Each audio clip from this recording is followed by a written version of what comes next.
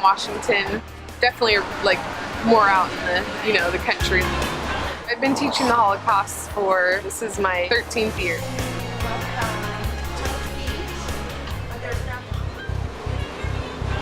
I read Night by L.A.D. South.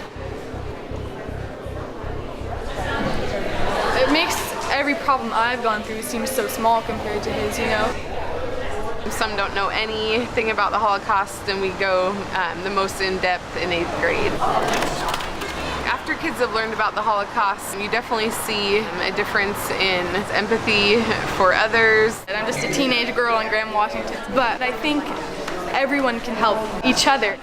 You do see a change as far as the way they look at the world, the way they're able to relate what's going on today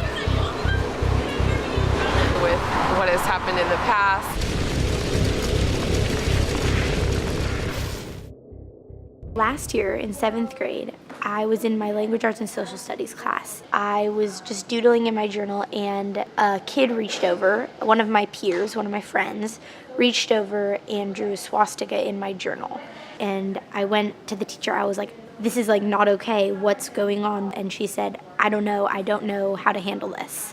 And that really had an impact on me. That inspired me to search for a way to educate myself more and educate others. Okay, well, now go ahead and get started. On the first day of being on the leadership board, we did an exercise where we got a replica of one of the items in the exhibit. My item was a pamphlet for the Boy Scouts. It just kind of really made me realize that the people in the Holocaust were normal people and they had normal everyday lives. I entered the writing and art contest because I'm an artist and I wanted to make it clear that no matter who people are or what they believe, everybody has a voice.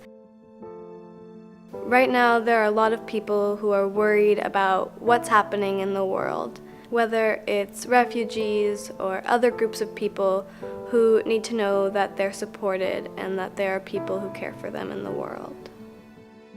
My school, I like to think, has some of the best education possible, and we're still not learning about the Holocaust. I'm thinking, oh my gosh, what about the schools that don't even have the money to pay for books? And the Holocaust Center can do that. We can provide the books and provide the education for all schools everywhere. We came up with the idea of Teen Night for a group project because we really want to focus in on getting teens here. My group for Teen Night helped make boxes to send to refugees with just the basic necessities of everyday life, like a toothbrush and a washcloth, just to help them get through each day. I think that my painting really resonated with people because the world right now is very different than it was a couple years ago, and people want to take action. This is something I learned from Ilana and Julia and other speakers from the Student Leadership Board, that teenagers and people like me can make a difference in the world and that we have a voice too, and it matters. And I have gotten an entire unit dedicated to this part of our history, and it's incredible how this one little thing has made such a huge impact on 300 kids in my school.